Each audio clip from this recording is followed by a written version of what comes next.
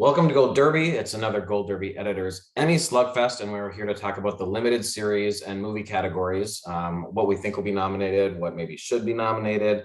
We have separate slugfests for comedy and drama series, so you can check those out as well. So let's get right into this. I feel like the limited series is one of the most competitive races I can think of.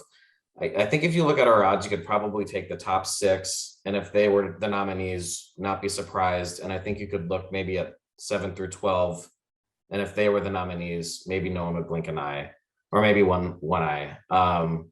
It's so close. Daniel, what do you think? What do you have on top of this race right now? And what do you have filling out those six slots? I've got Maid on top at the moment. But I think it's like it could go either way between the top three. I'm pretty confident in Maid, Dopesick, and the White Lotus getting in. And then after that, I'm not sure what that lineup looks like. Right now, I've got The Dropout, I've got The Staircase, and I think 1883 might get in on the coattails of Yellowstone, especially because I can see 1883 having a lot of craft support. Absolutely. Marcus, how about you? Yeah, I think this is a three-way race between Dopesick, which I have winning, The White Lotus, which is still hot, and Maid, which I really like. I liked all three of these. And it reminds me of last year when it was also a three-way race. You had Queen's Gambit, which won, Mayor of Easttown, which won for the actors, and then WandaVision, which won for the creative arts. So I really don't know where they're going to go. I do have Dopesick winning. Hulu's never won this category before, so it would be a first for Hulu. HBO, of course, has won 1 million of these for that's White Lotus. And then Netflix, they won last year for the first time, which would be Maid, would give them 2 in a row. I don't know.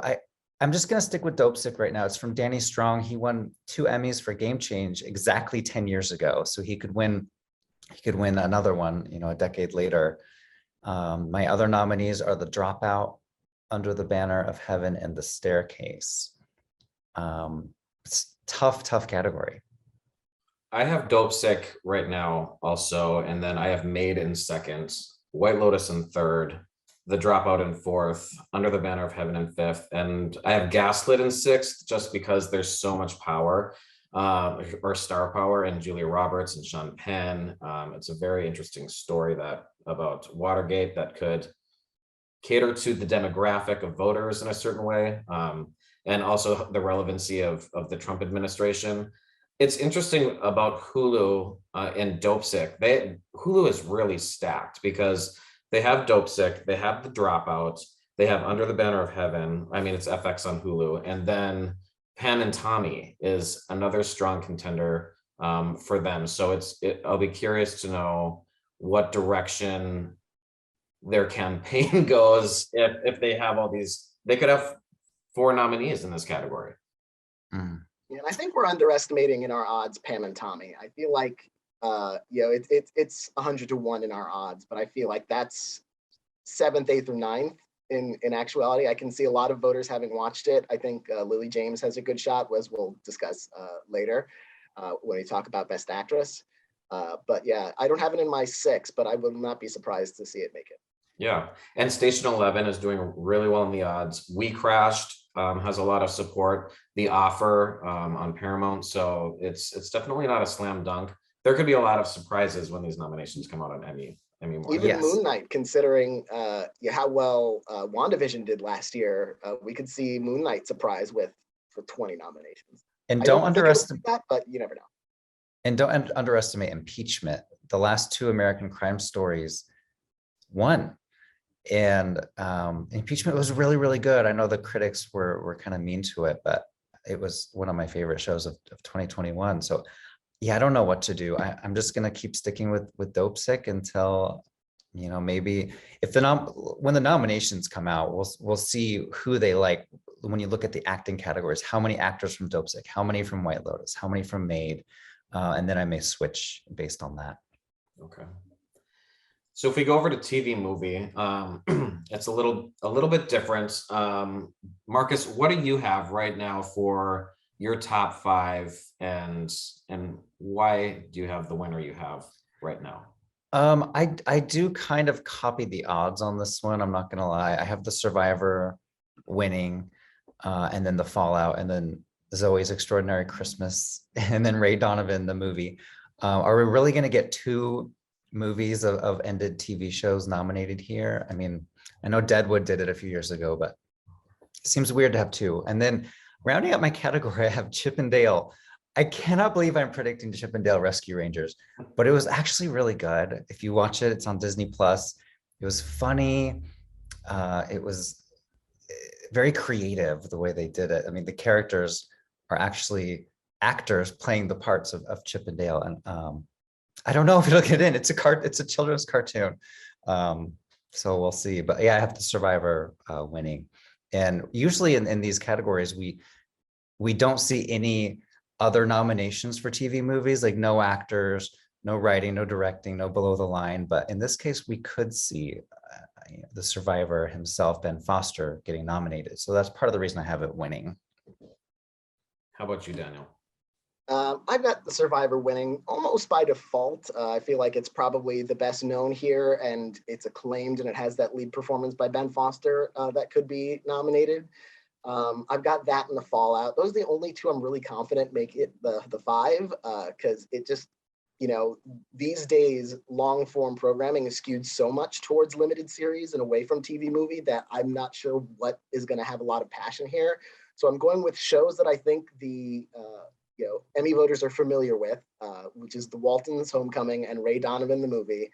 And then I've got a thing that I think voters might have seen just because of how accessible it was on Hulu. I've got Fresh in my number 5 spot. I don't have Zoe's Extraordinary Christmas because that requires not only voters to vote for a show that they didn't really go for when it was a series, and also that they would need Roku to watch. And Chip and Dale Rescue Rangers, I'm skeptical. Like, it just feels like, it's like Marcus said, it's a children's program, and it seems so out of step with what voters typically go for. Then another animated nominee, The House, which is Netflix's submission here. They're Netflix, so never count them out. But it's an unusual submission, so really anything could happen here. I think you talked me out of Zoe's Extraordinary Christmas, but I don't think you've talked me out of Chip and Dale Rescue Rangers quite yet. I do have Survivor in the top spots. It's about boxing, it's about the Holocaust, and I mean, these are things that we know are attractive to awards voters in the past. I have Chip and Dale Rescue Rangers, as I mentioned. The Fallout, it's a really kind of heartbreaking story about what happens to these teenagers after a school shooting. And then I had Zoe's Extraordinary Christmas. I'm gonna have to think on that one. And I have the Waltons Homecoming. The reason I have that in there is because Emmy voters just love these sort of heartwarming movies. We've seen Dolly Parton Christmas win this category. So I'm a little leery of things like Fresh, where someone's limbs are being cut off and eaten in the back room. So I'm not certain those sorts of films are gonna get in at the Emmy Awards. But wouldn't it be so wild to have the body horror Fresh nominated alongside Chip and Dale Rescue Rangers? And as if those two things are comparable to each other in any way. I will say, along with the Holocaust movie. At Gold Derby, collectively, we did over 500 interviews for Emmy season. In the interview with the Waltons, hold on. Richard Thomas? Richard Thomas is one of the most viewed videos of the year. So people actually do care about this. And it's the same producer as the Dolly Parton.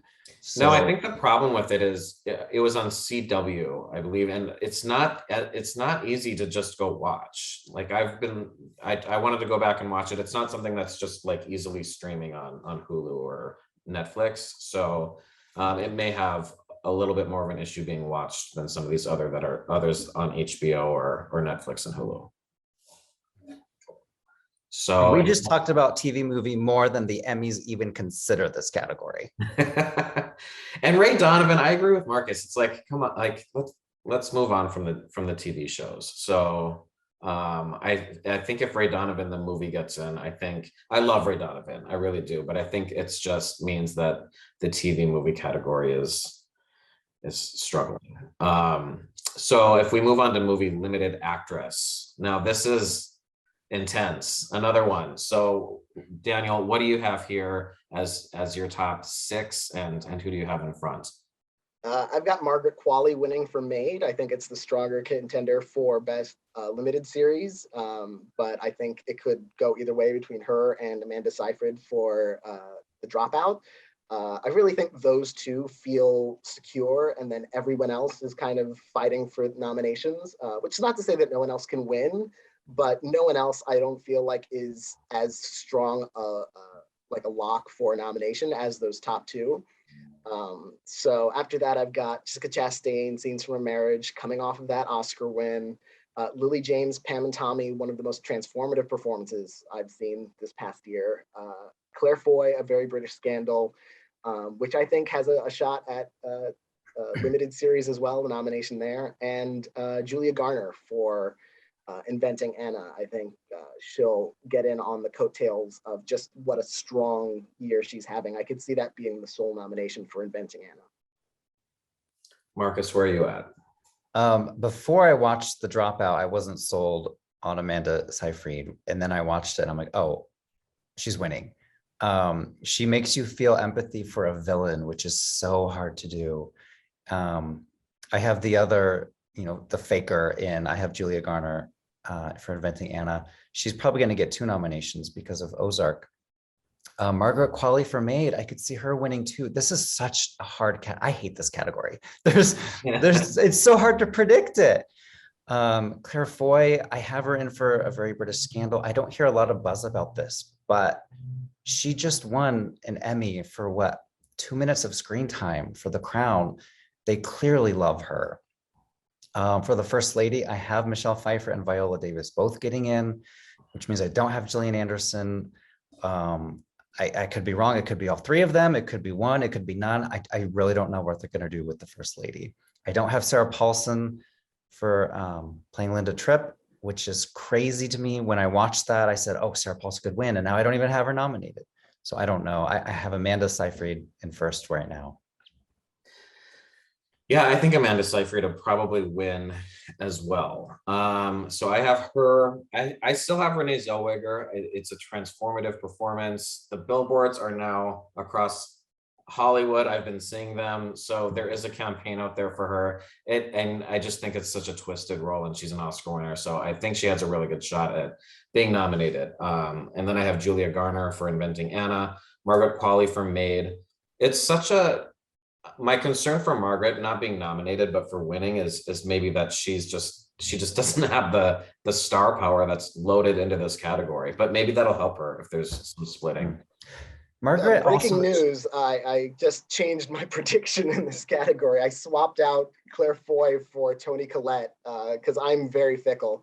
I think Claire Foy could easily get nominated, but I'm thinking about The Staircase, how recently it's aired, how much the Emmys like Toni Collette. She's won before for United States of Terra, and she's been nominated elsewhere as well for Tsunami: The Aftermath. So I've got her as as my 6th now. So. Okay. And I have Lily James for Pam and Tommy, and then Julia Roberts for Gaslit, who would have gotten in any other year. I don't know about. I'm not confident in that at all. I'm not confident that they're going to watch Gaslit. It's on Stars. Stars hasn't done particularly well in the past, so that's my big concern. But I mean, if you do watch it, Julia Roberts and Sean Penn are outstanding, and you would think in any other year that they would get in. But as we're going through this, I'm very tempted to swap her out for Claire Foy as well, or Toni Collette.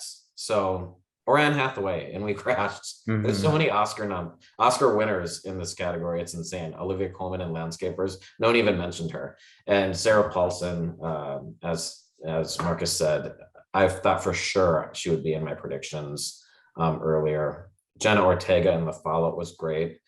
We talked about that film in the movie category. And then Jessica Biel and Candy. Again, no one even said anything about her. So Also transformative. It's stacked. Claire Foy and Olivia Colman both getting nominated would be quite Oh yeah. quite a moment. I want to go back to Margaret Qualley for a second. Her performance is it's really good in Maid, but it's really quiet and subtle, and that's not really something the Emmys go for. Like, look at Anya Taylor-Joy last year for The Queen's Gambit. She lost to a more, wildly emotional character played by Kate Winslet. So, I mean, we could see Maid winning limited series, but Margaret losing actress. I don't know. I don't know what to do with this category. It's all over the place. All right, let's go back to limited movie actor now. So we've got a combination of limited series and movies. Marcus, what do you have on top right now? And what do you have in your top 6? I have had Michael Keaton at number 1 since I saw Dopesick. He was so good. It's such a emotional, empathetic performance. You just want to reach through the TV and hug him. Number 2, I have Colin Firth, The Staircase. I love what he does with that role. He's very, very similar to the real person he's playing. Ben Foster I have in second, and then Andrew Garfield, Paul Bettany, who a lot of people thought would win last year for WandaVision. He's back now with A Very British Scandal. And then rounding out, I have Sebastian Stan. How about you, Daniel? I've got Michael Keaton winning for Dopesick. I think he lucked out in that a lot of the spring contenders are like strong contenders for nominations, but I don't think anyone has like made the case as like, oh, this is the performance of the year. So I think he's still kind of in the lead there. I've got Andrew Garfield, Under the Banner of Heaven, Colin Firth, Oscar Isaac, Scenes from a Marriage. Interestingly, he could be nominated twice in this category, as he's also in Moon Knight. Then I've got Samuel L. Jackson for The Last Days of Ptolemy Gray, which really depends on how many voters have watched it. It's on Apple TV Plus, so we know the streaming service is big on their radar because of Ted Lasso and Severance. So he just needs, the challenges for enough people to have seen that. And then Paul Bettany, A Very British Scandal, another one where it's a challenge of people seeing that. I don't have Ben Foster in there because I feel like TV movies are just struggling right now to get attention. And so, it's one of those things where like, if this were a theatrical release, he might have gotten an Oscar nomination for it and he might not get an Emmy nomination for it because it's a TV movie. It's a really strange state of affairs. TV movies are gross. I have Michael used to be all the rage. I have Michael Keaton in first right now as well. I do think he's a pretty good front runner, like out in the lead. Andrew Garfield, I think if Under the Banner of Heaven had a little more momentum behind it, he would be a bigger contender because he does have a great performance, but I think he's just going to be a bridesmaid again in this category. Good year for Andrew Garfield, bad year for Andrew Garfield at the same time. I have Ben Foster in The Survivor, Sebastian Stan for Pam and Tommy, Samuel L. Jackson for The Last Days of Ptolemy Gray, and Sean Penn in Gaslit. Just again, it's the makeup, it's the acting. Will people watch it? No idea. And I'm leaving out some of the top people like Colin Firth in The Staircase, Oscar Isaac, Scenes from a Marriage, Paul Bettany. I don't have any of them, so this could go terrible for me. I don't think anyone mentions Jared Leto and We Crashed. He's up there. Miles Teller in The Offer. Himesh Patel could also be a strong contender if Station 11 kind of blows up in a way we're not expecting. I do love Oscar Isaac in Moon Knight. The way he plays both of those characters is so good. And I don't think he has a shot for that one, but maybe an outside chance. You never know. He could pull a Mark Ruffalo and get that nomination and win. Station 11 is another one of those that I'm just like, if they watch it, it could, kind of have a rainstorm of nominations when they come in. That one is really up in the air for me as well. And How Much Linklater for Midnight Mass. I don't think he's getting nominated, but he would be on my personal ballot. Totally should. Let's go to limited movie supporting actress, where we have Jennifer Coolidge is out front in our odds. Daniel, who do you have out front in your odds, and rounding out the top 7 slots we have available in our prediction center right now? I think it'll probably be Jennifer Coolidge, but at the moment I'm sort of hope dicting Andie MacDowell for Maid. It's a big, bold performance. She's playing a character with mental illness. She gets like these high highs and these low lows to play that are very difficult. So I've got her there winning. I have Jennifer Coolidge in second. And I'm, after nominations, I may move her up to first. Then I've got Caitlin Dever for Dopesick, Connie Britton for The White Lotus, just because I think they're watching that show. They're going to nominate more actors from it. Anika Noni Rose for Maid, again, a show that they're watching. They're going to check off another name for it. Rosario Dawson for Dopesick, a show they're watching. They're going to check off another name. And Juliette Binoche for The Staircase, which I think is going to get the lead nominations and limited series potentially. So it's going to be on their radar. So that's who I'm betting on to round out this category. I love that this race is between Jennifer Coolidge and Andie MacDowell because they're both so well known in the industry and they've never been nominated for Emmys. And now one of them most likely is going to win an Emmy. I do have Jennifer Coolidge. But everything Daniel said about Andie MacDowell makes sense too. Jennifer Coolidge is coming back for season 2 of The White Lotus. And I wonder if that will influence the voters at all. Like maybe they'll think, oh, we can vote for her next year. Let's give this to Andie MacDowell now. But between the two, I would love if either of them won, and particularly Jennifer Coolidge. I want her to go up on that stage and give a speech. It's going to be the highlight of the night. Rounding out my category, I have Caitlin Dever, Ellen Burstyn, Connie Britton, Anika Noni Rose, and Laurie Metcalf. Laurie Metcalf could get 3 nominations, as we said in another slugfest. My nominations, I am completely not confident in. They're all over the place, but I do have Jennifer Coolidge and Andie MacDowell on top right now, followed by Caitlin Dever. And then I'm going out on some limbs after that. I have Judy Greer in The Thing About Pam. She's fantastic and hilarious as the prosecutor. And I have Connie Britton in The White Lotus, Anna Klumsky for Inventing Anna. I mean, she's been nominated at the Emmys before, and she's kind of the lead of that movie, really. And now this one is way off the rails, but just think wouldn't they do it? And out for live in front of a studio audience. Mm-hmm. You think it might not happen, but she's one of those actors that they will just throw something at her for playing, Mrs. Garrett. It's just something that they would do. So she's sort of a I can totally see for that me to toy with right now. Yeah. I can totally see that happening. I mean, we didn't mention Edie Falco, did we, for impeachment? No. She gets in a lot of the time. I could put her in, but who do I take out? I don't know what to do. Laurie Metcalf she doesn't have a very big role, but at the same time, it's like Daniel's been mentioning, is she going to be a box check for The Dropout if that's one of the limited series that they're nominating? And Annika Noni Rose, the same thing. She's someone else I'm considering replacing one of my nominees with. Mm-hmm. And she does have a big role in Maid.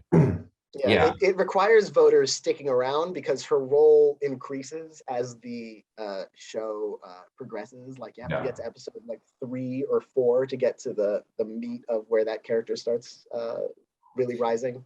And she plays the bitch, but she plays the bitch that you like and that you want to hug at the end. And I think that's a hard thing to do as an actress.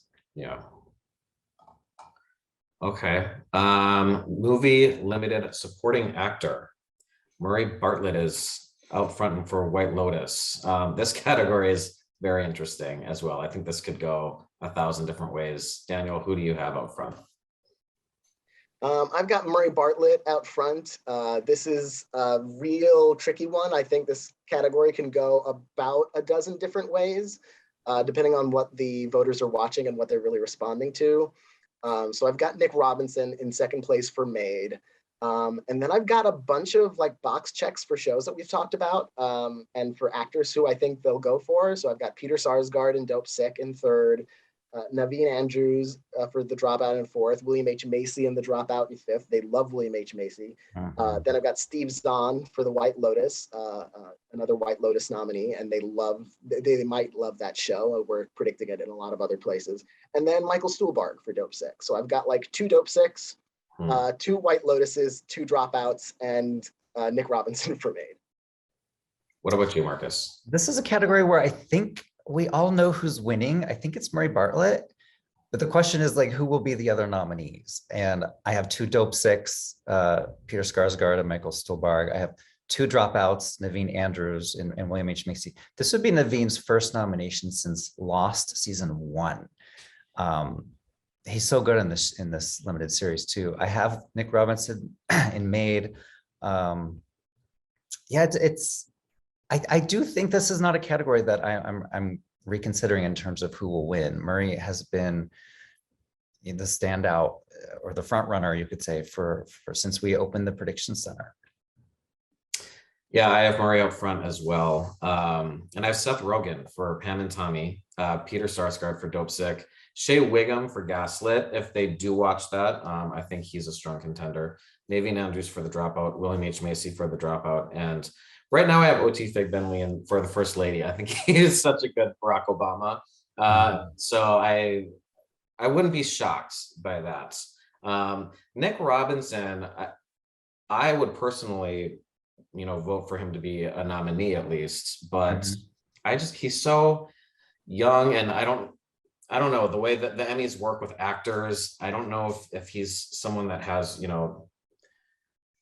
that reputation yet that he needs to get in. I hope so, but I'm not convinced that he'll get in for Maid. Is there anyone else that we're glossing over that needs a mention? I wanted to mention Michael Stuhlberg. He could get in for The Staircase, which is interesting. Like he's having such a good year that it's like, well, what are they going to pick? But I do have him in. I do have him in for Dopesick because I think that role was a little bit more Emmy friendly in terms of the impact of it. And then there's also, I don't think we've mentioned Matthew Good in The Offer. He plays Robert Evans, one of the most famous producers in Hollywood history, and the most flamboyant, one of the most flamboyant characters you could play from Hollywood history. And if The Offer gets any acting nominations, I think he would be it. So that would be one to watch too. And another one would be Christian Slater in Dr. Death. He had a Critics' Choice nomination, so he's someone that's gotten attention for that role. So it's up in the air. Any final thoughts on any of these movie limited series? It's a tough year. I mean, we say that every year about limited series. They really need to increase the number of nominations. They need like 20 at this point. Yeah, really, at least the top 10 in each category. I mean, or at least do what they have for drama and comedy and expand the series category to 8. Yeah. All right, well, let's wrap it up here. To everyone watching, head over to Gold Derby, make your predictions. I also want to encourage everyone to go and make your Gold Derby awards votes, where we make our own voices heard in what is the best of the TV and of TV this year. Voting is still open. There's a couple more weeks that you have time to log in, make your predictions, and change any of your Emmy nominations until they come out on July 12th.